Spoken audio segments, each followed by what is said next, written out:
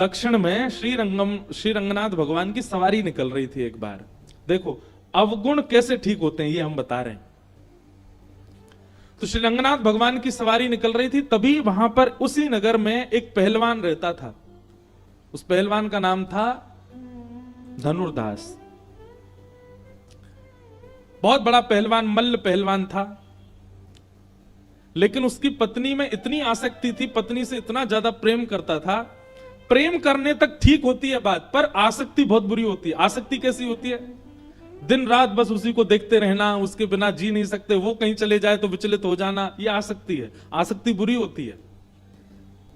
तो पत्नी में बहुत आसक्ति थी। भगवान की सब सवारी लेकर के चल रहे थे, सब लोग जय जयकार कर रहे हैं श्री रंगनाथ भगवान की। इतने में ही वो धनुर्दास सामने से निकल के जा रहा था, पत्नी के साथ जा रहा था। धूप पड़ रही थी तो छत्र लेकर के पत्नी के ऊपर चल रहा था। अच्छा, सीधी छतरी लेकर के चल रहा हो ऐसा नहीं, पत्नी सीधे सीधे चल रही है और वो उल्टा चल रहा था छतरी पकड़ करके पत्नी के आगे छांव करता हुआ। क्यों? क्योंकि चलते फिरते समय भी उसको पत्नी दिखती रहे। उल्टा उल्टा चल रहा है छतरी लेकर के। अब ये देख करके सब भगवान की सवारी तो भूल गए, सब उसी को देखने लगे और सब मजाक करने लगे। वाह भैया, ऐसा जोरू का गुलाम पहली बार देखा है। पत्नी के ऊपर छतरी लेकर के चले ये तो ठीक है, लेकिन उल्टा चल रहा है, उसके रूप को निहारता हुआ। लेकिन भैया बाकी सब लोग तो हंस रहे थे उस पर, लेकिन भाष्यकार श्री रामानुज स्वामी जी महाराज, आचार्य की दृष्टि जैसी उस पर पड़ी, आचार्य ने मन बना लिया कि इसमें गुण तो है, पर यह गुण संसार में लग चुका है, यही गुण ठाकुर जी में लगाना है बस हमको। क्या गुण है?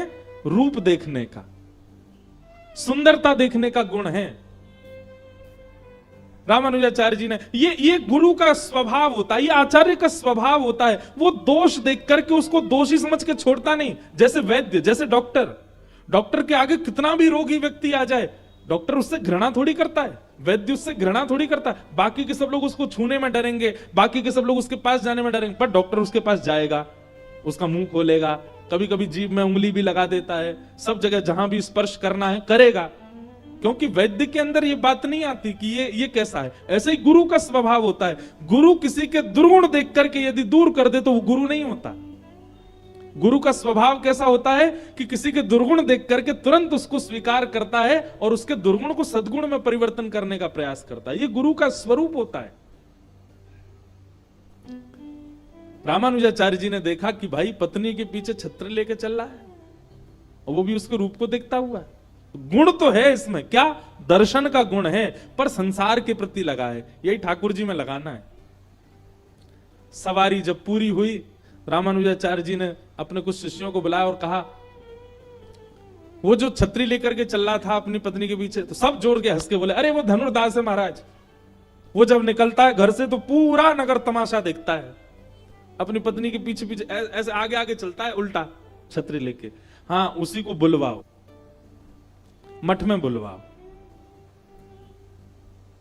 सब वैष्णव विचार करने लगे, वो इतना दोषी व्यक्ति, इतना दुर्गुण युक्त व्यक्ति, इतना कामी व्यक्ति, और आचार्य उसको मठ में बुला रहे हैं। सब गए और धनुर्दास के पास जाके कहा, बोले श्रीमद रामानुजाचार्य जी महाराज ने आपको बुलाया है, चलो।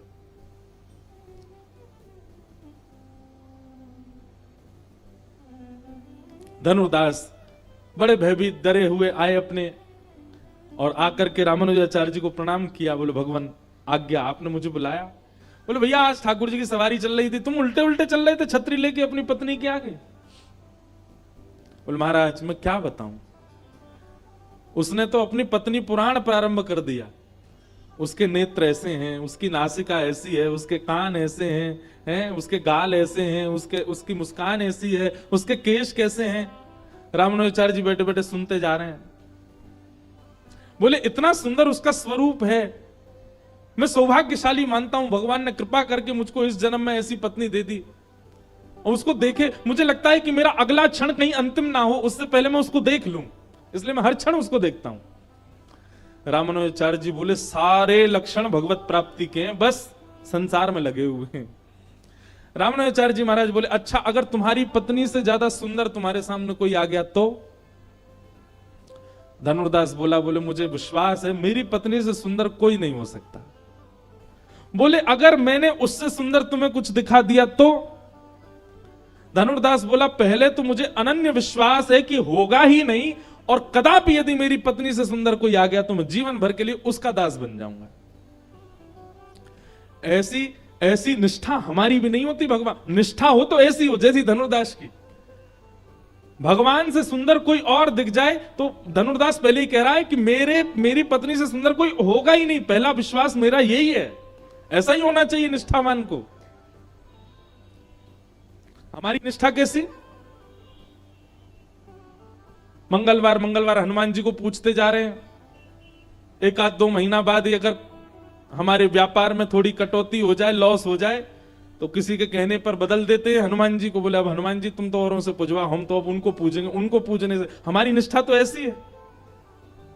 पर रामानुजाचार्य जी ने देख लिया, दर्शन भी प्रधान है इसका, निष्ठा भी प्रधान है, विश्वास भी प्रधान है, बस संसार से हटा के ठाकुर जी में करना है। रामानुजाचार्य जी बोले, तुम्हारी पत्नी से सुंदर हम तुमको कुछ दिखाते हैं, चलो। और लेकर के गए, और श्री रंगनाथ भगवान का दर्शन तो वो रोज ही करता था, दर्शन तो वो नित्य करता था। धनुर्दास को ले गए रंगनाथ भगवान के सामने, और रामानुजाचार्य जी ने जाकर कहा, हे नाथ, अब आप इसको प्रत्यक्ष दर्शन करा दीजिए अपना। आचार्य का कहना तो ठाकुर जी मान ही जाते हैं।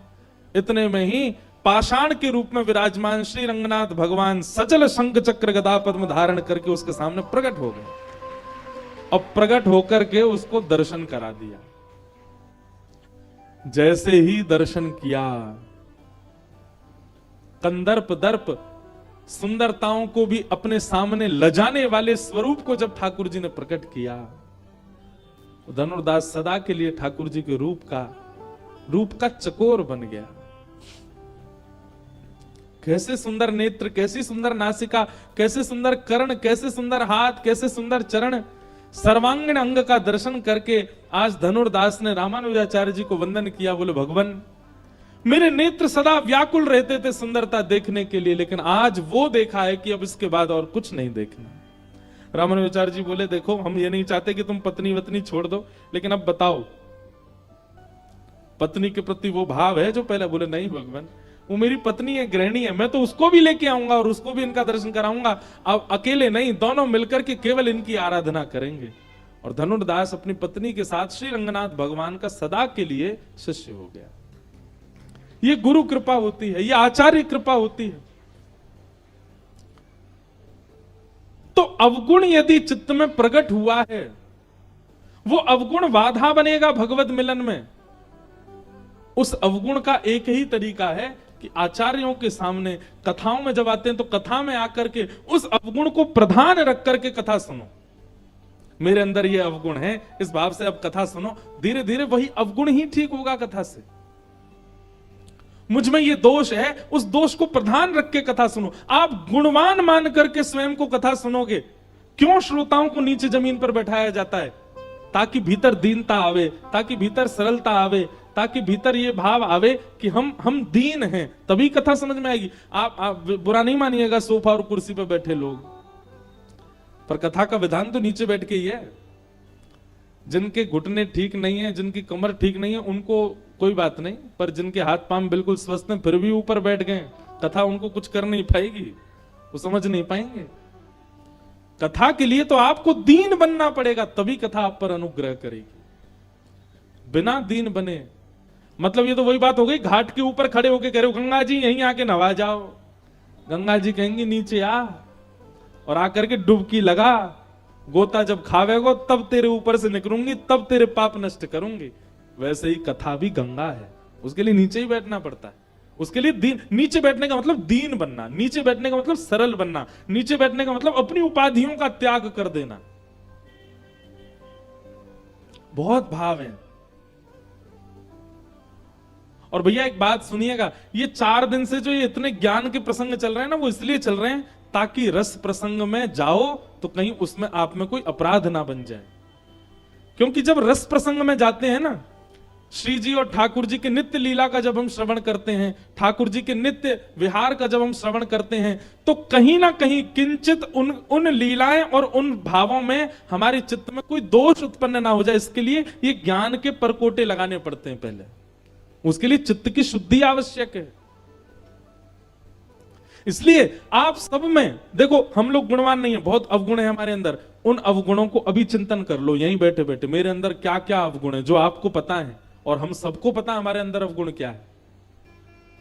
उन अवगुणों को चित्त में धारण करके तब कथा सुनो। कथा आपको परिवर्तित कर देगी। 7वें दिन वो अवगुण का नामो निशान नहीं बचेगा जीवन में। ये कथा का प्रभाव है। हमने कितनों को बदलते देखा कथा से, और वह बदलाव कोई ऐसा नहीं कि आप सामान्य ही रहोगे, वह बदलाव यह अनुभूति कराएगा कि श्री कृष्ण मिल रहे हैं, श्री कृष्ण अब आ रहे हैं। भीष्म पितामह ने आज वही किया, अपने प्राण त्यागने से पूर्व भगवान से कह रहे हैं कि हे नाथ, मैं जीते जी जो नहीं कर पाया, कम से कम जाने से पहले वो करना चाहता हूं। इसी के लिए मैंने अभी तक अपने प्राण बचा के रखे, मेरे रोम रोम में बाण लगे हैं। मैं चाहता तो मर जाता, इतनी पीड़ा नहीं सहता, पर इतनी पीड़ा मैं केवल इसलिए सह रहा था, मुझे अंतिम एक काम करना है जो अधूरा रह गया था, कि अपनी मति आपके चरणों में अर्पित करनी। और भीष्म पितामह ने भगवान की स्तुति गाई, अपनी मति भगवत चरणार विंदों में अर्पित करते हुए श्री भीष्म पितामह भगवत धाम को प्राप्त हो गए। बोलो भक्त वत्सल भगवान की जय। भीष्म पितामह का उद्धार करने के पश्चात भगवान द्वारिकाधीश द्वारिका को प्रस्थान कर गए। पांडव सब राजपाट संभालने लगे। तभी उस बालक ने जन्म लिया जिस बालक की भगवान ने गर्भ में जाके रक्षा की थी। कल हम सुन रहे थे उत्तरा के गर्भ के बालक की, और भगवान ने उस बालक की रक्षा की। जन्म लेते ही ब्राह्मणों ने उस बालक का नामकरण संस्कार किया और बालक का नाम हुआ परीक्षित। परीक्षित का जन्म हुआ। धीरे धीरे परीक्षित बड़े हुए। एक दिन अर्जुन द्वारिका से लौट करके आए और खबर लेकर के आए, अनर्थ हो गया। सब पांडव बोले क्या हुआ? अर्जुन ने खबर सुनाई, द्वारिकाधीश कृष्ण, हमारे सखा श्री कृष्ण, सदा हमारे संग रहने वाले श्री कृष्ण अपनी लीला पूरी करके चले गए। अपनी लीला समाप्त करके स्वधाम प्रस्थान कर गए।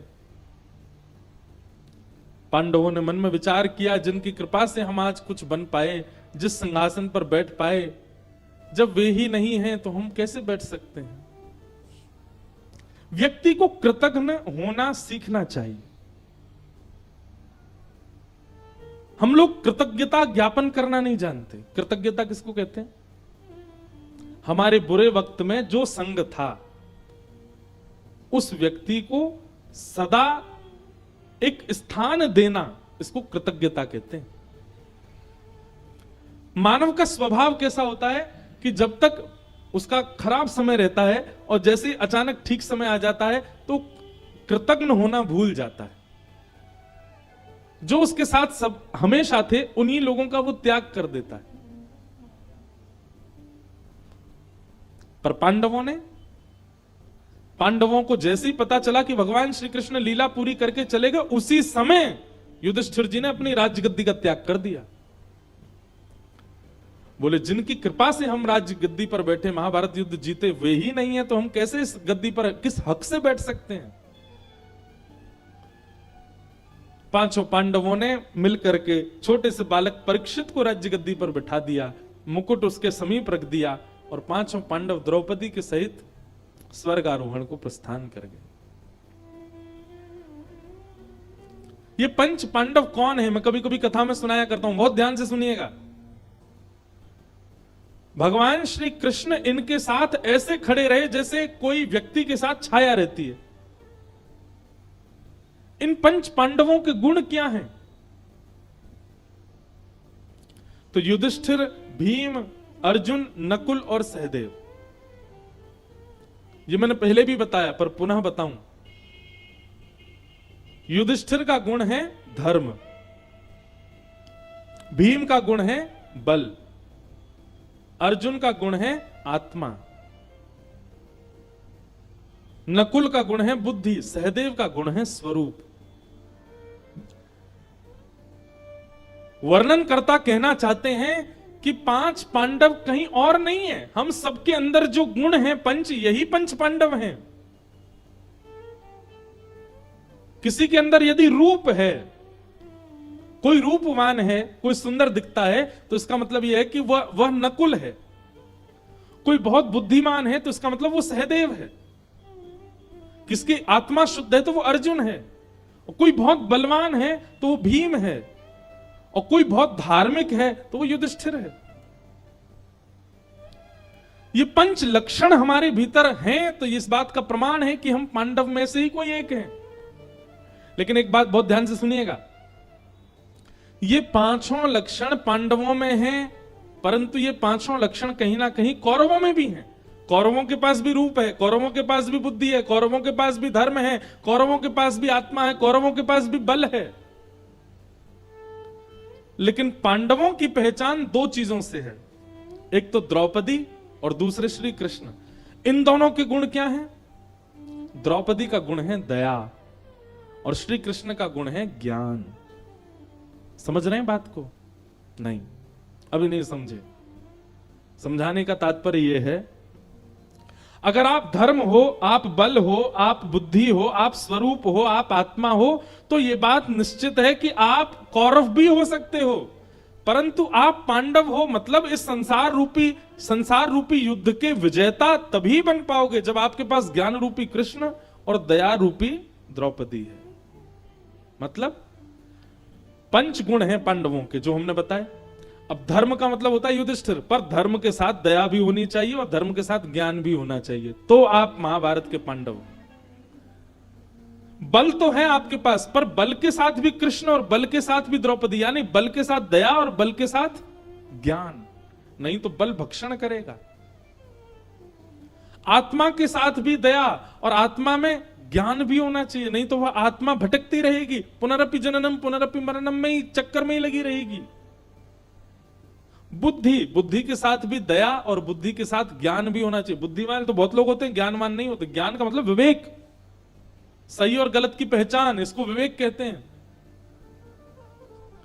और अंतिम है सहदेव, यानी कि रूप के साथ भी बुद्धि और रूप के साथ भी ज्ञान और दया दोनों का होना आवश्यक है। यानी कि कृष्ण और द्रौपदी यदि आपके साथ हैं, ज्ञान और दया आपके अंदर है, तो आप संसार रूपी महाभारत को जीत जाओगे, सीधी बात। लेकिन दया भी नहीं है और ज्ञान भी, और श्री कृष्ण रूपी ज्ञान भी नहीं है, तो आप कितने भी योग्य बने रहो, इस संसार से हार ही जाओगे।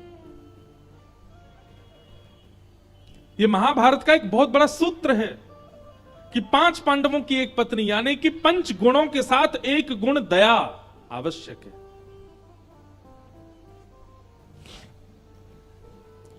पांचों पांडव वन के लिए प्रस्थान कर गए और अपने पुत्र परीक्षित को, अभिमन्यु के पुत्र परीक्षित को राज्य गद्दी पर बैठा गए। धीरे धीरे ब्राह्मणों के नेतृत्व में परीक्षित बड़े हुए, जन्मेजय आदि पुत्र हुए, विवाह भी उनका हो चुका था, राजपाट अच्छे से संभालने लगे। एक दिन भ्रमण करते करते उनको कलयुग मिला। बहुत सावधानी से सुनो।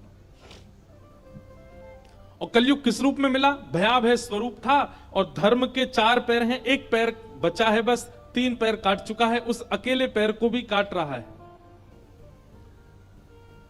धर्म कौन है? वृषभ, बैल। धर्म बैल रूप में खड़ा है और उसी के सामने रुदन कर रही पृथ्वी, वो गौ रूप में खड़ी है। और कलयुग उसके 3 पैर काट चुका है, 4थे पैर को काट रहा है। धर्म के 4 चरण होते हैं, सत्य, दान, दया और पवित्रता। कलयुग में केवल 1 पैर बचा है धर्म का, सत्य। इसका मतलब क्या है? दान, दया और पवित्रता, ये तीनों नष्ट हो चुके हैं। हम लोग केवल आडंबर कर रहे हैं, पवित्र होने का है नहीं पवित्र। हम लोग केवल आडंबर करते हैं दया का, पर दया हमारे भीतर है नहीं। हम लोग केवल आडंबर करते हैं दान का, पर दान भी हम जानते नहीं। हां, कहीं ना कहीं सत्य बचा है, आप कहोगे महाराज जी इतना तो झूठ बोलते हैं संसार में लोग, फिर कैसे कह सकते हैं कि सत्य बचा है? बोलने में सत्य नहीं है, पर सुनने के लिए हमें भी सत्य चाहिए। बहुत झूठ बोलने वाला व्यक्ति भी जब झूठ सुनता है तो सहन नहीं कर पाता, उसको भी यही चाहिए कि सत्य ही बोलो। इसका मतलब क्या है?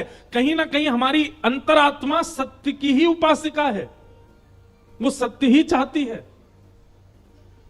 इसलिए कलयुग में धर्म का केवल एक चरण बचा है, सत्य, और कलयुग धीरे धीरे उसको भी काट रहा है।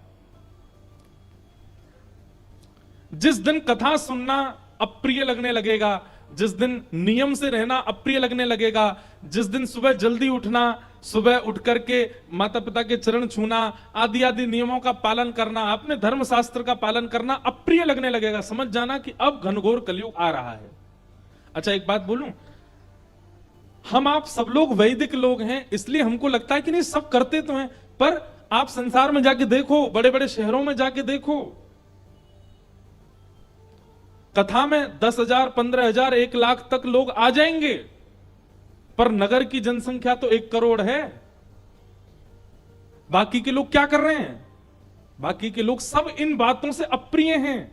अगर बोर्ड डलवाए जाएं तो अधर्मी लोगों की ज्यादा संख्या है अभी भी।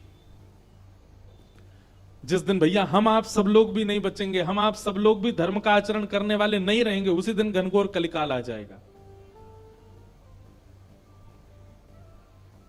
सूरदास जी के एक पद में ऐसा वर्णन था कि कलयुग में पहले भक्ति चरम पर होगी, फिर धीरे धीरे नीचे जाएगी, और एक समय आने पर एक ऐसा झटका लगेगा पृथ्वी को कि वह पुनः भक्ति की ओर ऊपर बढ़ेगी। अभी वही झटका लगा था, ये कोरोना काल जो आया ना, ये वही झटका था। अभी अचानक से, आप पता नहीं देख रहे हैं कि नहीं, पर हमको तो अनुभव होता है, अचानक से सब जगह भक्ति बढ़ रही है, सब जगह भक्ति व्यापक हो रही है, सब जगह लोगों में जागरूकता आ रही है, मंदिर जाने की इच्छा प्रकट हो रही है, अपने आचरण सुधारने की इच्छा हो रही है, कथाओं में आने का मन हो रहा है। परंतु सूरदास जी कहते हैं एक बार भक्ति ऊपर की ओर जाएगी और फिर एक समय के बाद जैसी भक्ति नीचे की तरफ आएगी फिर कभी नहीं उठेगी। भगवान ना करे वो दिन हम देखें कि भक्ति नीचे आ रही है, पर आएगी जरूर। और उसके बाद घटती चली जाएगी। स्थिति ये हो जाएगी, कथा पंडाल आदि ये सब तो बना ही नहीं करेंगे, व्यासों को ढूंढा जाया करेगा। कहां है ये व्यास? ढूंढो इनको, निकालो इनको इनके घरों से। ये हम भविष्य की बात बता रहे हैं, भविष्य में होगा ऐसा, क्योंकि ये कलयुग है। सतयुग, त्रेता, द्वापर, इनमें तो 2-2 राक्षस थे, पर कलयुग में जितने मानव हैं सब राक्षस बन जाएंगे। इतना भयावह हो जाएगा कलयुग। और राक्षस बन जाएंगे इसका मतलब ये नहीं है कि हमारे भी 10 सिर निकल आएंगे, हमारे बड़े बड़े दांत आ जाएंगे, हम भी वैसे सींग वाले हो जाएंगे। नहीं, हम दिखेंगे ऐसे ही जैसे अभी दिख रहे हैं। हमारी विचारधाराओं में राक्षसत्व आ जाएगा, और अब भी आ चुका है। कई लोग अभी भी राक्षसत्व में ही हैं। तो सत्य एक चरण बचा है।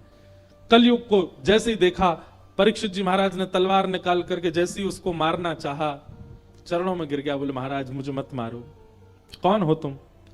बोले युग व्यतिक्रम, सतयुग के बाद त्रेता आता है, त्रेता के बाद द्वापर, द्वापर के बाद अब मेरी बारी है, मेरा नाम कलयुग है। परीक्षित जी बोले तुम कब आए? बोले भगवान कृष्ण जिस दिन पृथ्वी छोड़ के गए उसी दिन आ गया था मैं, और उसी दिन से मैं व्यापक हो रहा हूं। परीक्षित जी महाराज बोले तुम ऐसे खुलेआम घूम नहीं सकते, मैं तुम्हें बांधूंगा। और 4 स्थानों में कलयुग को बांध दिया। कलयुग ने याचना ज्यादा की तो 5वां एक स्थान और दिया। ये 5 जगह ही हैं जहां कलयुग निवास करता है। आश्चर्य की बात है, विडंबना की बात है कि कलयुग के पास 6वां स्थान नहीं है, केवल 5 स्थान है। लेकिन फिर भी उस कलयुग का हम लोगों के ऊपर आक्रमण है। इसका मतलब हम सब ने इन 5 में से किसी एक जगह का आश्रय लिया है। द्यूतम पानम स्त्रियः सूना यत्र धर्मश्चतुर्विध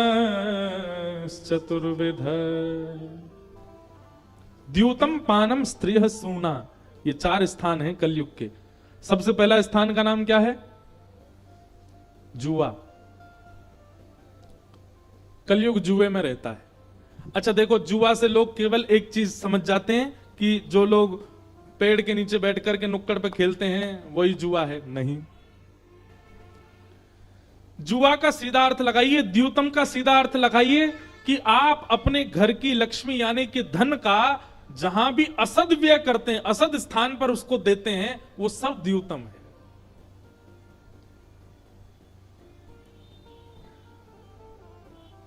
आप घर के रुपया पैसा से जाकर के किसी का मांस खरीद के लाते हो तो वह भी जुए के समान ही आपको पाप लगेगा। क्यों? आपने लक्ष्मी को वहां बैठा दिया जहां की वो अधिकारिणी नहीं थी। धार्मिक व्यक्ति के लिए बातें की जा रही हैं, जिसको धर्म से कोई मतलब नहीं, वो तो पैसा कहीं भी लौटाएगा। लेकिन धार्मिक व्यक्ति के लिए पैसा, हम आप सब लोग हिंदू लोग हैं, हमारे पैरों के नीचे भी अगर रुपया आ जाता है, एक सिक्का आ जाता है, हम उठा करके तुरंत सिर से लगाते हैं, माथे से लगाते हैं। अरे हम केवल भारतीय नोट के नहीं, हम विदेश जाते हैं, वहां के डॉलर भी कभी पांव के नीचे आ जाते हैं, हम उसको भी सिर से लगाते हैं। क्यों? लक्ष्मी है। और शर्म नहीं आती व्यक्ति को, वही लक्ष्मी देकर के वो मदिरा ले लेता है और पी लेता है, वही लक्ष्मी देकर के वो मांस खरीद लेता है, वही लक्ष्मी देकर के वो गलत कार्य कर लेता है। इसलिए द्यूतम का मतलब जुआ यानी कि दाव पर लक्ष्मी को लगाना तो है ही, असद स्थानों पर लक्ष्मी का व्यय करना भी जुए के समान पाप है। दूसरा कलयुग का स्थान क्या है? पानम। अपनी जिह्वा पर उन वस्तुओं को धारण करना जो जिह्वा की अधिकारिणी नहीं है। मदिरा पीना, मांस खाना, बीड़ी पीना, सिगरेट पीना, तंबाकू खाना, ये सब पाप है। कई लोगों को लगता है तंबाकू खाना पाप नहीं है, महापाप की श्रेणी में आता है तंबाकू सेवन। आप पान खा सकते हो, आप तांबूल खा सकते हो, आप सौंफ इलायची खा सकते हो, आप मुख शुद्धि खा सकते हो, पर आप तंबाकू नहीं खा सकते। उसमें भी कलयुग का निवास होता है और सबसे ज्यादा कंज्यूम तो हमारा उत्तर प्रदेश ही करता है। क्या बताएं? उत्तर प्रदेश में तंबाकू की खेती होती है? नहीं होती। कहीं होती हो तो पता नहीं, हमने देखी नहीं कभी, पर हमने सुना है कि तंबाकू की खेती यहां होती है। होती है। तंबाकू की खेती में जानवर भी नहीं जाते, वहां बाउंड्री की जरूरत नहीं है। जैसे बाउंड्री लगाते हैं ना, क्योंकि गैया खा जाती हैं, कई बार गधे घुस जाते हैं तो पूरा खेत उजाड़ देते हैं। तंबाकू की अगर किसी खेती है तो उसका बाउंड्री का पैसा बच जाएगा। क्यों? उसमें गधे भी नहीं जाते, उसकी दुर्गंध से गधा भी भाग जाता है। और मानव कितना रज रज के खाता है, कितना प्रसन्न होकर खाता है।